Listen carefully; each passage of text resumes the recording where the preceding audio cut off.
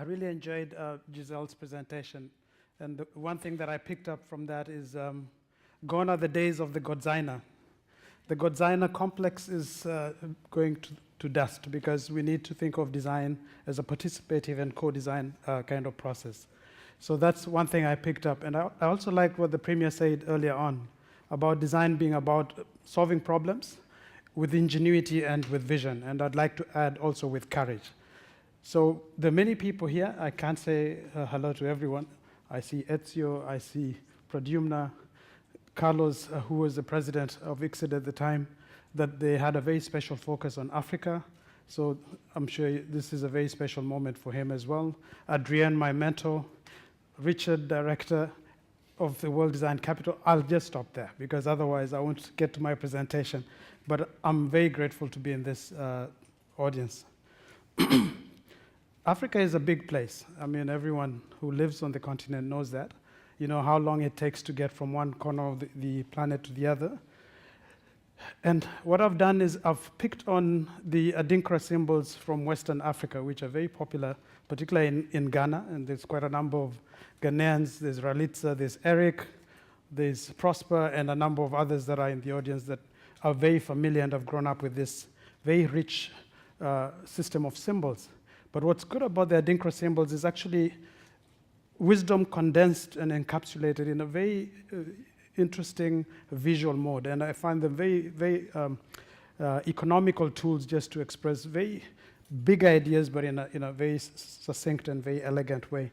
So for example, that's the symbol for independence, interdependence, sorry. I'm not going to give you the Ghanaian word for it, but what that represents is that teeth, the set of teeth that you see interlocked have to share the mouth with the tongue. Okay, so the idea that the teeth must do their job and the tongue must also coexist very much like what I'm doing now, without occasionally having to bite the tongue. We need to be interdependent. And if we look at this infographic, which was around 2009, you can see what would happen if the world were 100 people. You can see quite an interesting bit. I know you know about the gender bit. But at that time, 15 people out of the 100 would have been Africans. That was about 2009. You can look at literacy. You see 82% of people with literacy, about 18% not literate. And also the selection of infographics here is that more people relate, obviously, to the visual symbol and pictures than they would to text, for that matter, and so on. But then we run along a little bit to a more recent infographic, and you will notice that the Africans now are at 15, right at the top where you see continent. Again, like Giselle over there, somewhere there, and okay, I'll stop trying from this side. So Africa took one person from Asia and another person from Europe to get to that number. So that gives you a sense of how quickly Africa is actually changing, and you can see the other demographic details that are indicated there. And again, if you look at the age, because I think this is what's interesting, there's a global phenomenon of aging right across the world, even in Africa. In countries like China and Japan and France, it's very dramatic. In Africa, which is the youngest continent on the planet, one may not be as conscious of this trend, which is just as important. In fact, if you look at Africa, out of our just around over 1 billion people, 300 million between the ages of 15 and 24, which is what the UN classifies as the youth. So it's quite an interesting thing to see that. And you'll notice as part of my presentation, I'll be trying to emphasize the need to engage with policy and strategy that actually taps into the aspirations of the youth, not just because they represent a very energetic resource, but also because they're the future. And if we are not careful, we will not be investing in a bright future if we ignore our youth and their aspirations. And then if you look at the infographic on the right-hand side, you'll notice some very interesting trends. Around 1950, there was not a single African country that was among the top 10 most populated nations in the world. You'll see that China was the biggest country in population, followed by India, and the US was number 3. If you look at the 2013, which is just last year, demographics, you realize that That did not change much, but suddenly we had Nigeria, which is locked in there at almost number 6 out of the top 10. Nigeria, actually, in our context, is the largest country in population. It's just slightly larger than the size of Texas, with almost 700,000 square kilometers. And yet it has 174 million or so people. It's now the largest economy on the continent, according to the latest revised economic data. But what's interesting is if 1 in 6 Africans is a Nigerian, because that's what it means, and I'll be happy to be the symbolic Nigerian on my particular row, since we're about 6 of us, it means there's a lot of energy that is going on there that needs to be engaged with. If you look at what happens around 2050, based on the forecasts, Nigeria will have about 276 million people. On some projections even push it to 440, which is the doomsday scenario, which would be very scary. But that would push it to number 3, where India takes over from China, and China becomes second in terms of population. Now, that's very interesting, because in the same year, 2050, Africa's present population of about 1 billion is expected to be about 1.9 billion. So it's almost double the population it is. And some projections suggest that by the year 2100, Africa's population could be 4.1 billion, which is really scary. Now remember, in 2050, the world is expected to be about 9 billion people. So when you see that size of Africa's population at almost 2 billion, that gives you an indication of just how large that particular continent is going to be. And then Africa is a place, in fact, with many challenges. It's got opportunities, but it also has challenges. There's many ironies of Africa, where 6 of the fastest growing economies in the world are from Africa, including Ethiopia, which until very recently was renowned for the malnourishment and famine.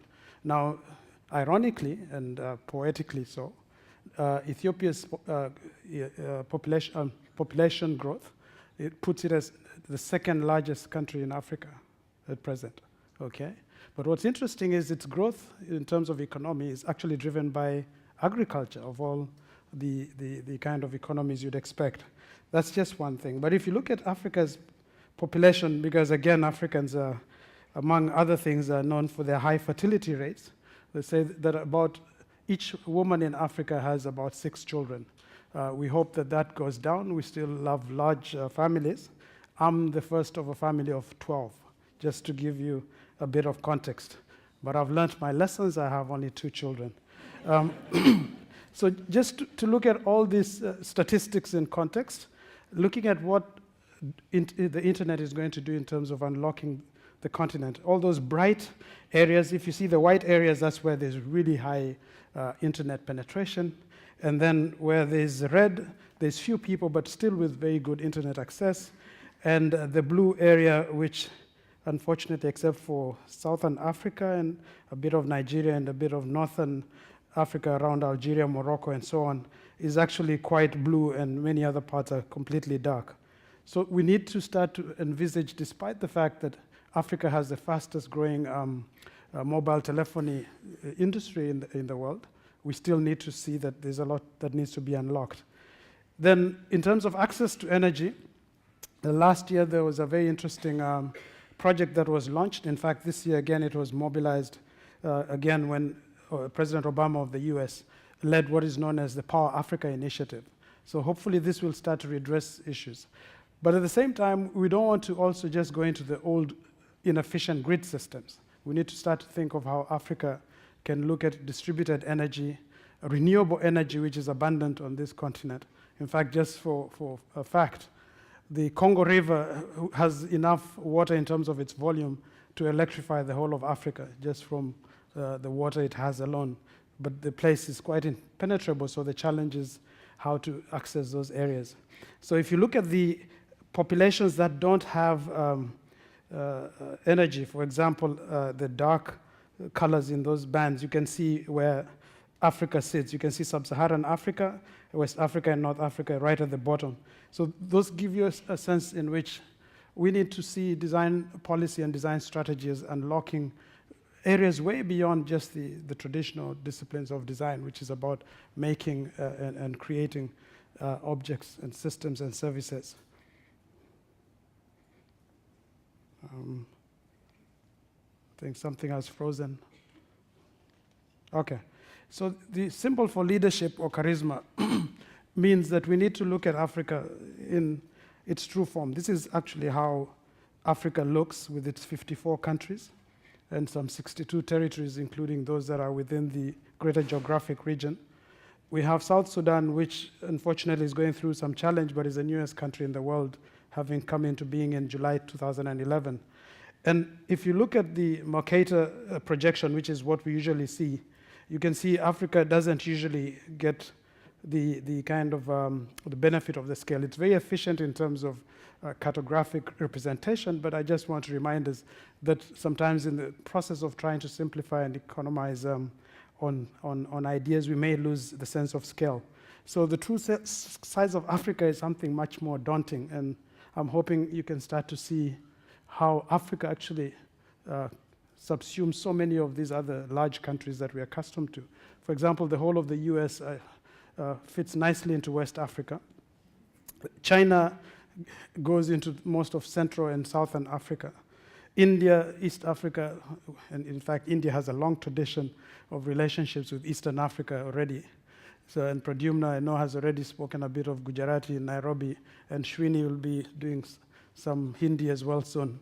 So we have a huge continent that has a lot of influence from other parts of the world. For example, just to give you a sense, Swahili, which is the language spoken in Eastern and Central Africa, is spoken by about 250 million people.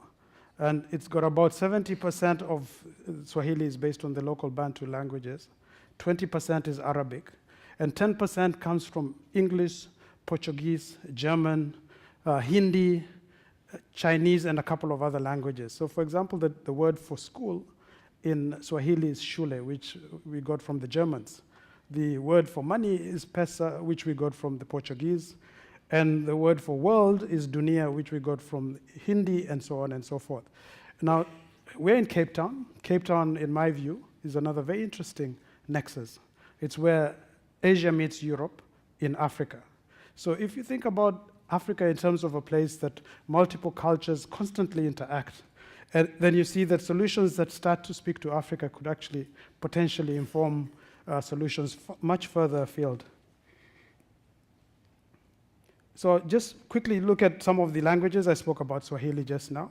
You can see that English is very widely spoken in Central, Eastern, and Southern Africa, Arabic in the north, a bit of Portuguese in Angola and Mozambique and Guinea, and then French, of course, which is another major language, particularly in Western Africa. And so this complexity that we look at when we talk about policy needs to be accessible, in terms of crossing between countries. Because even within the same region, for example, SADC, which is a block of about 15 countries in the Southern African Development Community, you find it has Portuguese, English, some French, and other languages. So we start to think even just across within the same region, we really have some challenges. And there's at least 4 major economic blocks in Africa. Then if you look at the large populations, Nigeria, as I mentioned, is the biggest population, followed by Ethiopia, then Egypt, then the Congo, the Democratic Republic of Congo, and then South Africa, and so on. So we've got very interesting distributions of population because they're not all concentrated in the one regional block. They're actually distributed quite generously, if I might say. And then if you look at also the richness of this continent, which is the traditional lens that the world has engaged with Africa. Africa is a place where you get resources cheaply and abundantly. And I think part of the challenge for design, and this is a plan we need to make together, is to help Africa add value to its own resources, not just send raw materials out and then import back interesting finished products. For example, until recently, Ghana, which is the largest producer of cocoa anywhere in the world, would export its cocoa beans and then import chocolate, and other products, and Happily Nights making its own chocolates, which are incredibly nice. And Kenya, Tanzania, and Ethiopia, which also now are big producers of coffee, are doing something similar. So we need to look at those kind of things. Nigeria, as much as it's the biggest economy right now in Africa, may not necessarily be the most diverse. South Africa enjoys that status. It's got the most diversified economy. So we need to use design to see how we can unlock those kind of possibilities. And the others are just basic statistics which tell you something about the richness of the place. Then this is something that is very close to my heart. It's where the spirit of Ubuntu kicks in. It's about mutual support. It's about working together to support one another. This is two Ndebele women from Southern Africa. And even though you see the attire being quite similar, you can tell that one of them enjoys a slightly higher social status. And I'm sure none of you would miss the particular lady I have in mind. That would be the lady on the left. Okay? So there's a way in which we can actually engage with equity, but at the same time allow for those differentiations that make us who we are. And these are ladies from Botswana weaving baskets. And the idea of working together and is something very interesting. And I'd like maybe as referencing Giselle's presentation, because we often speak about design for competitive advantage, but I think we also need to think about design for comparative advantage and also collaborative advantage. I think we need to start to see how design can actually bring people together to do more than they would have managed on their own without losing that sense. And then the spider's web, which is a symbol for creativity. Again, if you look at the baskets from Botswana, they're rich with knowledge and meaning. In fact, sometimes one would just look at the basket and think, okay, this is pretty, but if you look at the detail of what someone is communicating, for example, the running ostrich or the ribs of the giraffe, you see how they reference nature and wildlife in that sense. And how the back of the python, which I hope never to see, is also a very good inspiration for design. And then something like the knees of a tortoise, I've actually never seen the knees, but I usually see the shell. But it's interesting to see how all that is captured in the richness of the design. And now that you see those baskets, you can actually start to pick up what those baskets actually mean. So you can see the urine of the bull and the flight of the sparrows and many others, just based on the previous slide where you actually now understand the meaning that is embedded. So we need to use design to unlock indigenous knowledge and to also refresh it so that it's not just locked in the past, but it actually infuses modern design so that it has a truly authentic expression. This is a lady from Morocco, and just looking at the richness of all the artifacts around her, from the food she's preparing to the furniture to the drapes, it just shows you the richness that comes just from one simple activity like food preparation. Then I need to reference this interesting example of creativity from Kenya, which is known as the M-Pesa, which basically uses mobile phones to transfer money. And now up to 85% of any transactions done on a daily basis uses this system, where formal banking only does some 15% of the remaining banking. So it's possible to actually leapfrog, and I'm happy Ezio is here because we often have this discussion about Africa's potential to leapfrog using the available technology, which even the Premier references an exciting megatrend. So we don't need to have to go through wasteful stages of development. We can actually leapfrog into the 21st century in a much more sustainable and robust way. And then adaptability, which is what the turtle or the crocodile allows. It can live on water or in land, and we need to start to see these dugouts from Madagascar. Oh, this very interesting. In India, I've seen entire families carried on the Bajaj scooters, so this is not new for some people. But for others, this might look very interesting because this is an interesting version of a stretched limo from the streets of Uganda. And we need to learn from the past. I think I referenced indigenous knowledge systems before. This is the Sankofa symbol, which is very rich, the bird that has to bend its neck backwards to preen itself. So you need to learn from the past. This is again from Botswana. It's a much, you won't see this very often, but you need to go deep into the countryside to see this. But I find it very appropriate. It's a sledge that works very nicely in that environment. And those of you that have studied ergonomics, I'm sure, and human factors are cringing when you think those ladies might need a bit of lumbar support too. But we can discuss that beyond the system. And this image, which I really like, talks to me about exactly what this conference is about making a plan. When the engine is no longer functional, you don't discard the rest of the system. So we need to think of these hybridized solutions. And I think this is what I'd like to maybe invoke, that some of our design policies and design strategies could be hybridized in the sense that they speak to eclectic combinations that have richness that allows for different permutations. Ingenuity based on a board game known as Dame Dame. There's this young man from Malawi who invented a windmill. He did a TED talk sometime recently. And then this gentleman in Western Kenya who taught himself how to convert bicycles using little motors. So ingenuity is right across the continent. And we need to stop looking only in formal educational settings or formally educated designers as the basis for design policy or design strategy.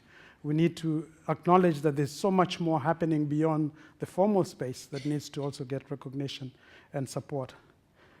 This is a project that was done by one of our former students, which is based on a LED lighting system to replace those little paraffin lamps that are ubiquitous on the continent.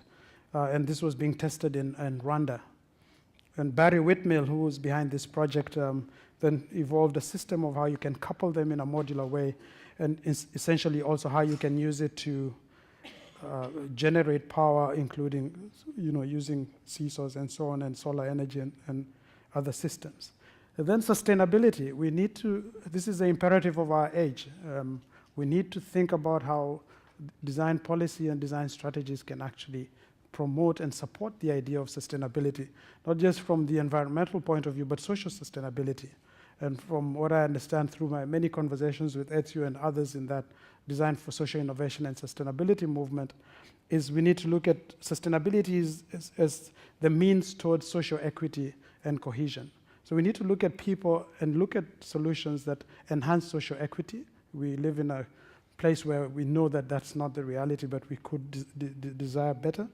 But also importantly, that our solutions bring about conviviality between people, that they improve human relationships and human understanding. And so there's a project we did with our friends from the Politecnico di Milano, the MULO project, which is that vehicle that is based on bicycle parts and uses solar energy. But then at the same time, juxtaposing that against the Durban rickshaws, which are rich in culture and other influences, and not replacing those, because that speaks to something that has richness. So to find a happy medium, and in this case, you'll see a rickshaw that was recently redesigned by a team from the Durban University of Technology, which tried to make it more comfortable for both the passengers and also for the operator, at the same time giving the identity that has got cultural and traditional value. This lady called Sarah from Botswana also evolved a system based on learning from what would be done in the past on bark cloth, where the interplanting of banana trees and these trees actually created a symbiotic relationship that was very sustainable. And after stripping the trees, they would wrap the same barks with banana leaves, which helped them to regenerate much quicker and much more efficiently. And these are the products you get out of the bark cloth. I'm sure some of you may have actually already seen these products before.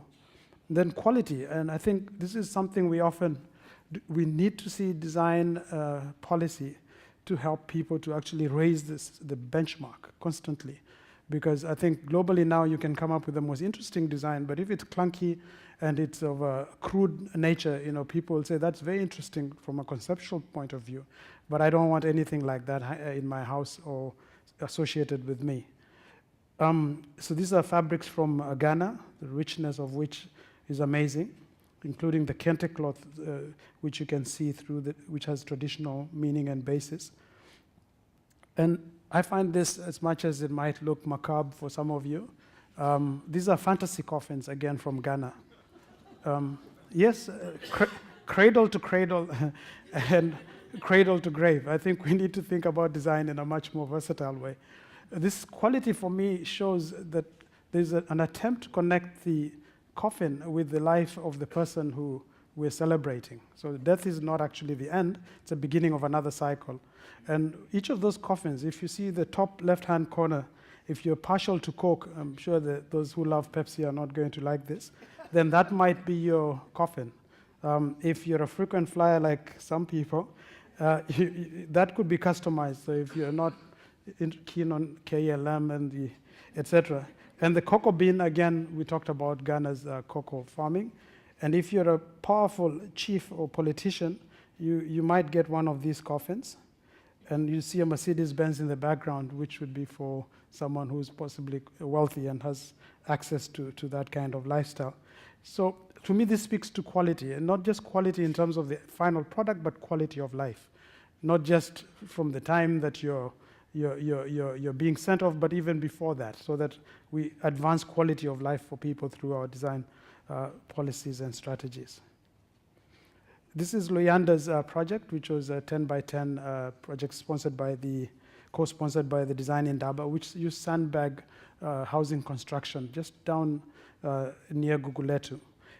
So, and the premier referenced the violence prevention through urban upgrading project, and this is how the community has kind of treated the murals of the wall, and we need to start to look at how that can be done. I think I spoke of conviviality already, and I'll reference the same VPUU where you can see how, for example, violent crime went down by up to 40% because this structure was put in place to bring about understanding within the township of Khayelitsha. So design against crime is a strategy, and we need to also find a way to give it expression. And community involvement in projects so that they can also own it. So participatory design as a methodology needs to be highlighted and also celebrating women, because there's so much contribution to make on this continent. Then beauty. I don't think we can speak about design without referencing beauty. And upstairs, I had the privilege of seeing some fantastic pieces of work. I'm sure many of you have had the chance to see it. And I'd like to suggest that every time you get a chance, as often as possible, drop up and see them again. And if you look at Africa, right from the traditional sense of beauty, and I'm here to break some stereotypes, because the symbol for beauty is the comb, which is meant to be the same symbol for female hygiene and beauty. But those young men from the Fulani up in North Nigeria have a tradition where they have to compete amongst themselves for their suitors. So the young ladies get to be the judges, and this beauty pageant has these lovely young men parading themselves, and they go to great lengths to make themselves attractive. And as you can tell, the smile is a very important part of that purpose. And then we have also our very own Laduma with his knitwear, who's a Durban-based designer. In fact, I think he's got a base here in Cape Town now. He's got a range called Makosa, which is inspired by his culture, where he realized that young men in that culture, after initiation into manhood, have to get new clothes.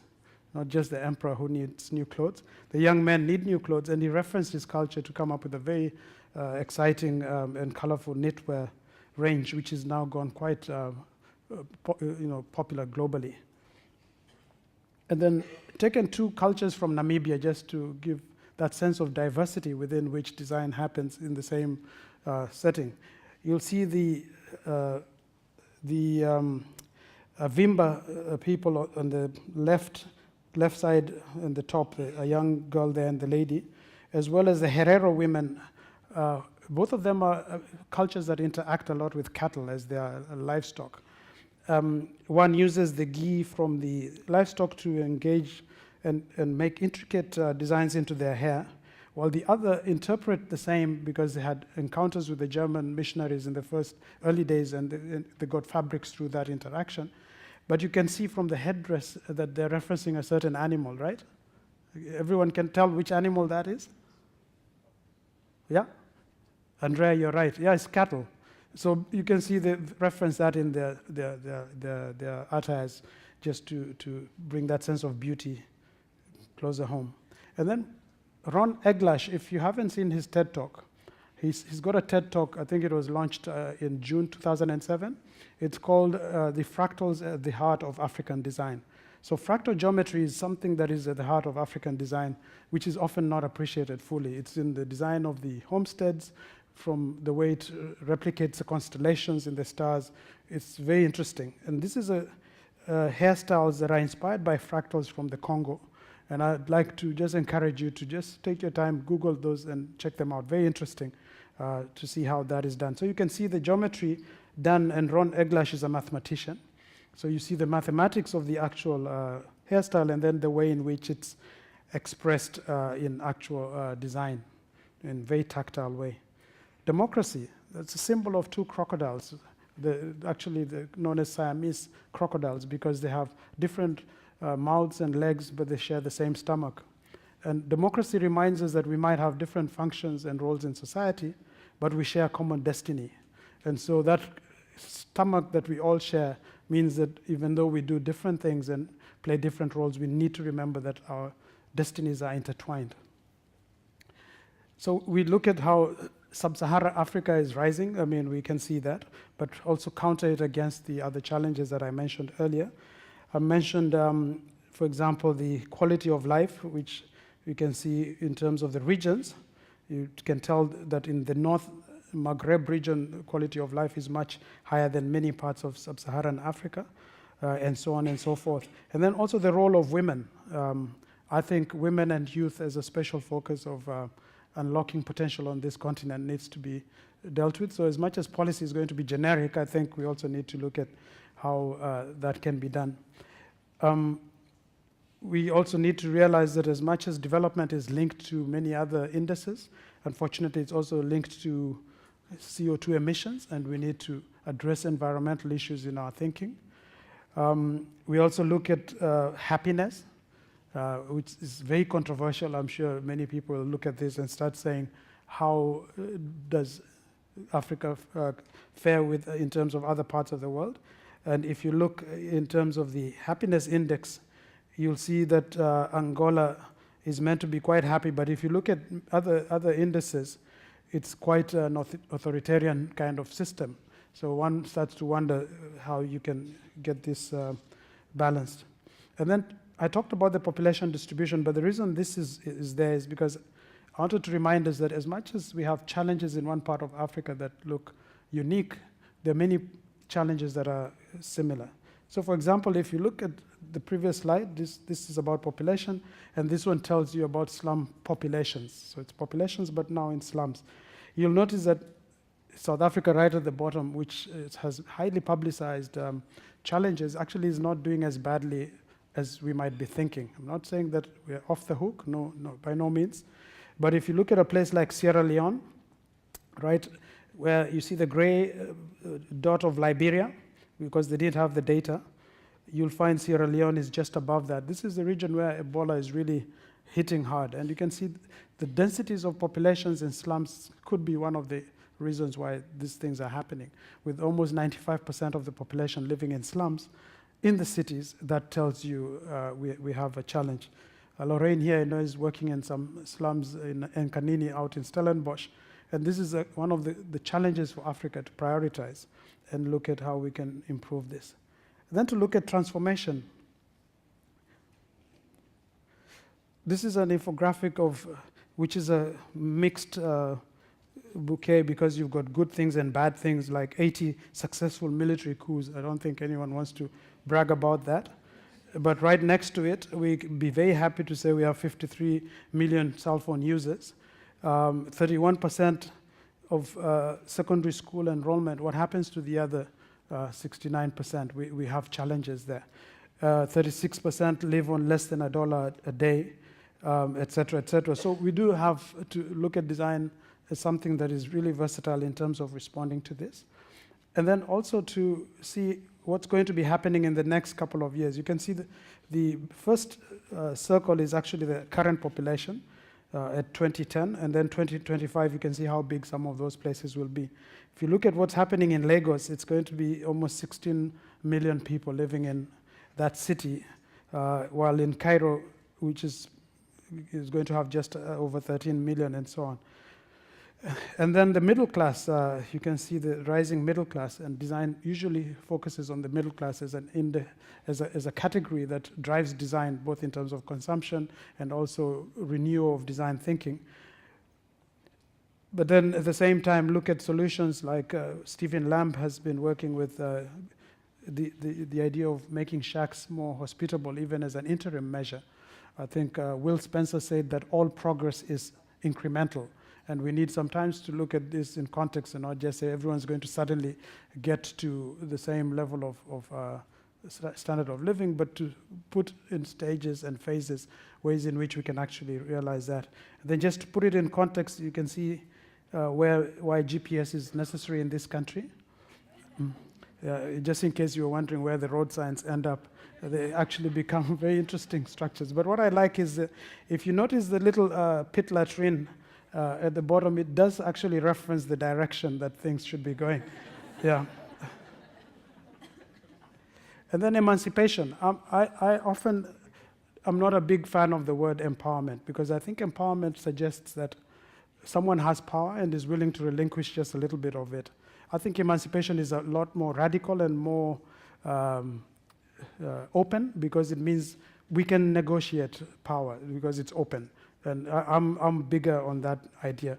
So just to summarize now, in terms of the Quad Helix model of development and partnerships, which is basically business, education, governance, and society, I wanted to reference just an African proverb, just to help me conceptualize this. There's an African proverb that says that if you can talk, you can sing.